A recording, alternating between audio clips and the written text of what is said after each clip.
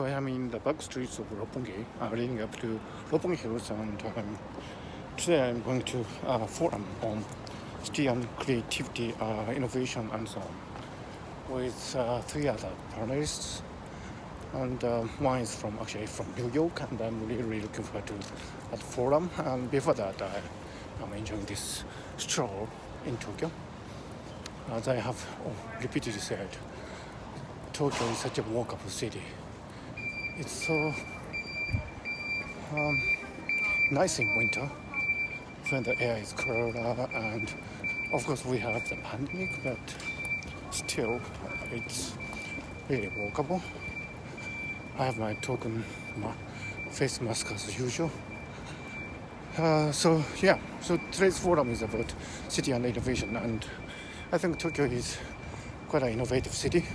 But interestingly, it's not top down. I mean, people have this idea that in Japan, the government has a lot of power and everything comes actually from the top. But if you look at the history of innovation carefully, actually it didn't come from the top. For example, Vocaloid, originally created by Yamaha. Vocaloid is a really great innovation in Japan.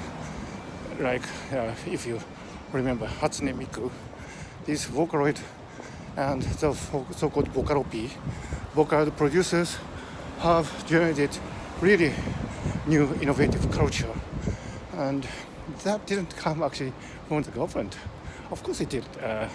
If you know Nikodo, that's a web service on which many Vocaloid were based, and it was rather underground. It was rather subcultural. So, everything actually interesting comes from in Japan, comes from the bottom, or the multitude, or the crowd. So, from city structure perspective, if the structure of city has any relevance at all, it should be constructed in such a way to facilitate the free interactions between these would-be young creators without hindrance from the above. So it's quite the opposite. I mean, the government does not have a hand over the creative process in Japan. It's quite the opposite. People are creative despite occasional government interventions. Nowadays, there are people who so-called VTuber using Vocaloid, and they take questions and answers on YouTube, although the platform is not necessarily limited to YouTube, and some of them make a rather nice amount of money, millions of dollars, and so this is the counter-clock again until the Tokyo Olympics. It's 142 days to go. If it happens. So this is the famous Roppongi Hills. It is in a sense a center of innovation and creative culture.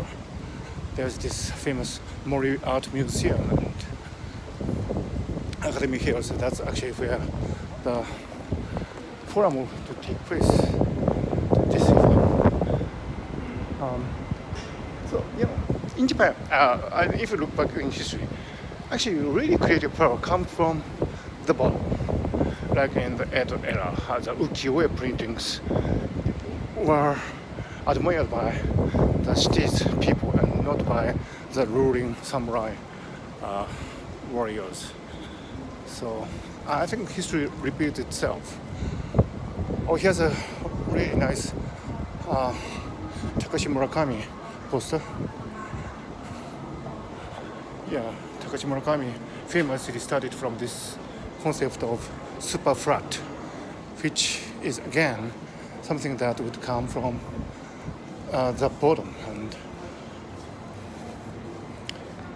this is actually the Innovative City Forum 2023. That's the thing that I'm on, so I will stop taking videos here.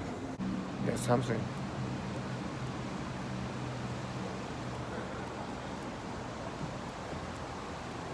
Takashimura Kame artwork. This is Roppongi, this is Tokyo, and the forum was brilliant.